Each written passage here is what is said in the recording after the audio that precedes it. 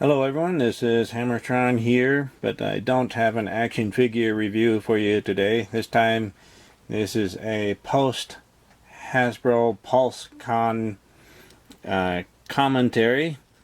I'll be making comments about the different panels they had and make a few comments about what I saw. Certainly not an exhaustive list of what they revealed. They did reveal a lot of nice stuff, but I'll just point out a few highlights that I personally liked or didn't like. So each segment will talk about a different topic. So enjoy. Here's a picture of the host of the Hasbro PulseCon, and he's advertising the Selfie action figure where you can scan your head and have your head put onto an action figure body. So looks nice. I think it's too expensive, but it does look nice. I wouldn't mind having my head on a stormtrooper body like that. But looks like it also comes in a window box. So actually I am pleased about that because I prefer window boxes so I can see what I'm getting, and I like to look at that, and it'd be like looking in a mirror. The host, I think, was alright. He's just very energetic, but he's the host, so I would expect him to be energetic. And everybody is positive, which is to be expected because they are advertising their products. They're trying to sell their products, so I would expect them all to be happy and positive. This host has a whole lot of energy, though, so anyway, that's alright. With the selfie, I just wonder if Dr. Jordan Peterson is going to make a selfie of himself and put that head on a Red Skull action figure.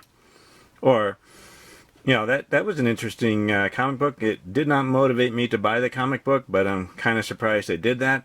What's even more shocking is considering how these people at Marvel Comics and throughout Hollywood and other places, how they all seem to dislike President Trump. I'm surprised they didn't try to change the Red Skull's color and make it the Orange Skull, or maybe instead of the Green Goblin they could have made the Orange Goblin. I'm shocked that they didn't try that. But anyway, I'll be making more comments later on in this video. I'm just showing the starting lineup logo here. I'm not really all that interested in any sports. So I'm not interested in the action figures based on sports. The action figures did look pretty nice, although some people have commented that they're lacking a lot of significant detail like tattoos, but so I'm personally just not interested in it, and basketball is my least favorite out of all the sports.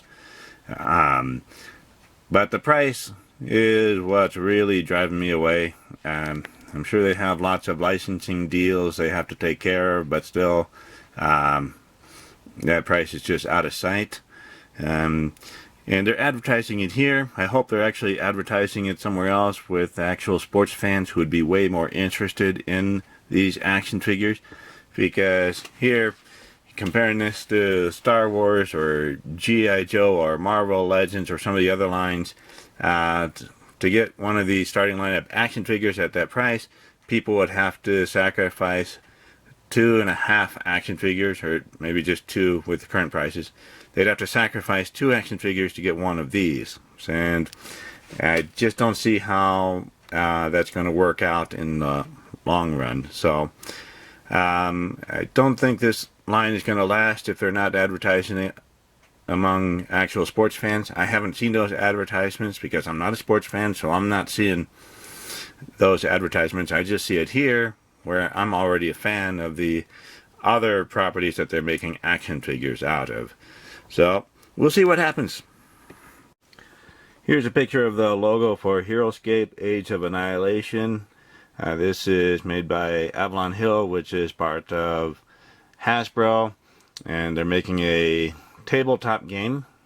I think the tabletop game looks interesting.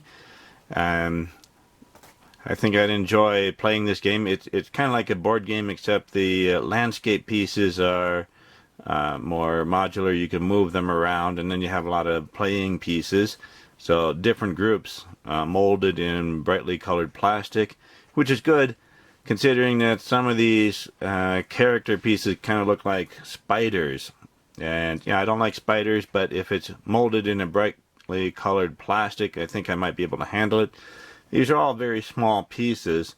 For now, I prefer action figures, larger action figures that I can hold in my hand, but if it's going to be like a spider, I don't think I'd enjoy that too much. But it looks like an interesting game. What I object to is that they seem to have exclusive pieces for the crowdfunding part, and I don't like exclusivity. It would be nice if I could get all things that are available, and other people would like all things that are available. So the exclusive, limited production of certain things is just no fun if it's too hard to get a hold of. So anyway, the tabletop game looks interesting. Here's a picture from the Transformers panel. This picture is showing some of the characters that they're making toys out of. And I must say that the Transformer toys they're making now are looking really nice. They look much better than the toys that came out in the 1980s or 1990s. So they do look impressive. It's too bad that the packaging is going to be in boxes instead of window boxes. It's a terrible shame. And I'm just impressed with the designs, and some of these characters, some of these newer characters look really nice. They did show a sneak peek of a new Transformers animated series, and it looks like it's computer animated. I think I prefer the brighter colors of hand-drawn animation like from the 1980s. And the stories nowadays I think are too woke, so I'm not sure the story would be any good anyway. But the Transformer toys look really nice. I like the Dinobots, and it's an interesting new feature where they added a new Dinobot character, and now it's a combiner. I wonder if that'll show up in the new animated series as a combiner. I did like the original Dinobots the way they were, but well, we'll just have to wait and see. For Fortnite, I didn't see a picture of a logo, so I have this picture of, I think, one of the designers on the left there, and on the right is the Hasbro PulseCon host. The host has been really excited. However, in this segment, he was calm to allow the Fortnite designer to talk about the action figures and describe some of the details that went into making the action figures. So I enjoyed that part, and they only had a handful of Fortnite action figures. I'm enjoying the Fortnite action figures. They have some really interesting designs, and I can put those action figures in a variety of displays. So I thought that was nice. Would have been nice if there were even more reveals to see what other things they were thinking of in the future, but we'll wait and see. I didn't see a picture for the logo of Magic the Gathering, but this was a nice picture. And I'm just not interested in the Magic the Gathering card game. They do have some nice pictures or illustrations or paintings, but they're always printed on these tiny little cards, so it's really difficult to enjoy them. I prefer movies or cartoons or TV shows or novels or comic books. The problem is most of the stories being produced nowadays are too woke, so I probably wouldn't enjoy it too very much anyway. So lately I've just been interested in the action figures. Now, if they made some action figures based on character designs or monster designs, that might be interesting. But otherwise, I just don't really care for the tiny little cards. And the game itself just doesn't seem like it's very much fun for me to play. This is the Star Wars group. And the man second from the left, he's in charge of this group. He's also in charge of the Indiana Jones group. And Star Wars, I think, is maybe the most important toy franchise. That's what got me interested in toys in the first place, with the original Star Wars movies and Star Wars toys from the late 70s throughout the 80s. If it weren't for Star Wars, I'm not sure any of the other toy lines would actually exist. So it's a sad state of affairs to see Star Wars not doing well at the moment. I think the toys they're making are okay. You know, the action figures look alright, and with the 6-inch, the black series that they're making, they don't feel like they can make very many vehicles. Of course, the vehicles can't be too big, but I would still like to see a few more, at least small vehicles that are more easily available. So here they revealed mostly, looks like repaints and re-releases of older action figures, which is okay. If people miss out the first time, they can still get the action figure later on. So I think that's proper behavior for a company to re-release an existing product so that new fans can get a hold of it. I think the major problem with Star Wars is the current group working on it at the Lucasfilm division of Disney. They're too busy with their agenda or whatever it is that they're doing, so that's a terrible shame. That Kathleen Kennedy and her group needs to be removed for the good of Star Wars, so that a new group of people that actually enjoy it can expand on it and make it very entertaining again. But anyway, the action figures, they're okay. Nothing really very exciting at the moment, but we will see. This picture shows a marketing person and a designer working on the Zord's Ascension project for the Power Rangers. I like the Power Rangers Lightning Collection action figures. Those action figures got me interested in the show, and I've only seen the Mighty Morphin Power Rangers show so far. I'll be watching the others later on. There was another person talking about Power Rangers versus Street Fighter, and those action figures look nice. They showed off some more Power Rangers Lightning Collection here, but I was disappointed that they didn't show any more monsters. I enjoy the monsters, and there are a lot of very interesting designs, so I was hoping they would announce a few more monsters that they're coming out with, but we'll have to wait and see. The HasLab Engine of Vengeance, the Ghost Rider vehicle, muscle car that turns from a regular muscle car to a fiery muscle car. Certainly looks cool, but the price is just way too much for something like this. The picture here shows some measurements where it's 7.5 inches wide, 18.5 inches long, and 5.5 inches tall. So it's nicely sized. It fits 6-inch action figures. The light-up features, I think, are necessary for this particular one because of the flame effect, but they could have made a couple of different versions, maybe a more deluxe version with the light-up features and another more basic one, more plain one. These things should have been available in the stores, you know, no more than $50 at the very most, but you know, a lot of fans would buy this for their Ghost Rider. They would buy it to modify it to fit in with other scenes in Marvel Comics, or they would use this with other action figure lines like G.I. Joe or Power Rangers. You know, they could even try to fit it in with Indiana Jones, although that wouldn't quite work. They're not in the same time period, and probably wouldn't quite work in Star Wars, but people would modify it and, you know, enjoy it. They'd have multiple versions if it's no more than $50, but at $350, nobody could afford to do that. I think certainly looks nice. You know, the features are nice. The stretch goals that go along with it, they might be okay, but certainly not worth the $350 considering whatever seems to be happening in society at this time.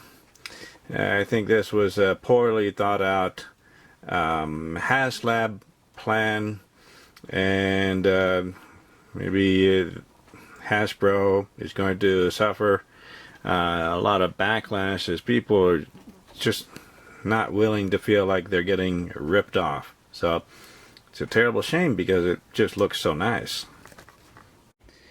Here's a picture of the Marvel Legends team. We have Ryan, Dwight, and Dan. Yeah, I think they're a fun group of people. I have seen them before on other videos, so they seem like a group of decent people that are actually doing a pretty good job. They enjoy it, and I do enjoy the action figures that they have been working on. So this was a nice little video. They had a lot of fun reveals. I like some of the obscure characters like the Orb, who I think is one of Ghost Rider's enemies. So that's very obscure because I don't think I even knew about that character before. And they revealed a lot of action figures. Looks like repaints or re-releases, although with some new molded parts. So I'm happy to see that they are continually improving their product and making it better as they go along. So this is one of the highlights of this Hasbro PulseCon, where we get to see them improving things over time. So I like that. And now I think some people are complaining about some of the re-releases. If they already have older ones, then they probably don't need to buy the new ones. But there are new fans that are coming in that missed out on the older ones. So it's nice that new fans are able to get some new action figures. So I prefer the 6-inch scale. Their 3 3/4 inch Marvel Legends series looks nice. However, it only has 5 points of articulation, so that would have been good for the early 80s along with the Star Wars action figures, but nowadays I'd prefer more articulation. But they did finally release a Ghost Rider's motorcycle for the 3 3/4 inch scale, so they finally have a vehicle for that line, which I think they've been sorely lacking. However, Marvel Comics, the comic books, are not really known for having a lot of vehicles in the stories because it's mostly about the superheroes and supervillains, so that's why there are a whole lot more action figures. So they do have a few vehicles, but vehicles for Marvel Comics is not as important as it is for G.I. Joe and Star Wars. So this was a fun group. I especially liked Dwight's Strife helmet. That was nice. That was a nice touch there. So anyway, a fun group, and I always enjoy seeing them, and I enjoy their products. Here's a picture of the first wave of Indiana Jones action figures, and I think they look good. I'm very happy with the action figures. They're 6 inches. They seem to have a lot of nice details. I think a nice selection of the characters in the first wave. And then they have Build a Artifact, which is the Ark of the Covenant. I think that's an interesting idea. It's too bad about the windowless boxes. I'm not happy about windowless boxes. I want to be able to see the action figure I'm actually buying before I actually buy it. And I'm also afraid to see what the price is going to be. I just hope it's not unreasonable. But I think these look like nice action figures, and I could use them in an Indiana Jones diorama or display, or I could mix them in with some other dioramas or displays, because some of these characters seem to be kind of versatile with the outfits that they're wearing. And they mentioned another 25 items or so in this series, and I'm not sure if the other 25 items are more action figures or if they're some sort of role-play items. Personally, I don't care about the role-play items. I just like the 6-inch action figure, or 4-inch action figures with some vehicles would have been nice too. They were releasing an action figure based on the original Indiana Jones action figure with an action feature. Personally, I'm not too interested in that one. So I think I really would enjoy this series, depending on the price and depending on how I feel about the windowless boxes when I actually see them. So I look forward to seeing what other action figures they come out with based on the other original movies. Don't think I'm going to be watching the newest movie because it sounds doesn't sound very good to me. But anyway, this was, I think, one of the highlights of the Hasbro PulseCon. Here's a picture of the Serpentor action figure with the air chariot vehicle. This thing I think was too expensive at $80. However, this character is a very popular and well-known character in G.I. Joe, and Hasbro has no business making this limited. All the fans that want one should be able to get one at a reasonable price. So there's just no excuse for this. Things like this is what damages the brand, and causes the brand to ultimately be less profitable than it otherwise could be. Here, I'm talking about the G.I. Joe panel, and my discussion here is pretty much a rant. Out of all the brands or product lines that are covered in the Hasbro Pulse, I think I am most disappointed with this one. I think the distribution of the G.I. Joe action figures is abysmally bad. There's just no reason for it. Too many exclusives here and there and everywhere, and it's just too hard to find, and it's just no fun. And on top of that, we have this panel introducing themselves. The blonde woman in the middle, I think her name is Emily, and she introduced herself as the brand manager. So I think she has a lot to say about how the action figures are distributed. So I think she might be most at fault for how bad the distribution is, and I think it might be in order to create a sense of rarity or something to drive up demand where it's just not necessary. The demand is already there. People do like G.I. Joe. People have liked G.I. Joe for over 40 years. And to top it off, this group introduces themselves using pronouns. Absolutely, completely, and totally unnecessary, just not needed. Those bearded gentlemen should be embarrassed about doing that. And this woman, I think, was at a San Diego Comic-Con, I think, and introduced the Dungeons & Dragons gelatinous cube. And in the comments, some people have made some unfortunate comments about some connection between her and the gelatinous cube, which is unfortunate, but you know what, if we're going to be having this pronoun nonsense, I just don't care. Alright, the distribution is just really poor, very bad, poor. The expense is pretty high. I was disappointed about the Cobra Hiss tank being as expensive as it was. It should not have been that expensive. $50 Hiss tank available in the stores with one action figure would have been nice. Even at the 6-inch scale, it would have worked out perfectly. I'm sure people would have happily bought many of those to build up a little Cobra army. So I'm just not pleased. Because of my incredible disappointment, I'm showing way fewer pictures of action figures revealed throughout the whole Hasbro Pulse. After this particular panel, and especially the pronoun nonsense, I just wasn't happy at all. Action figures themselves look nice, but how good is a nice looking action figure if you can't even get one?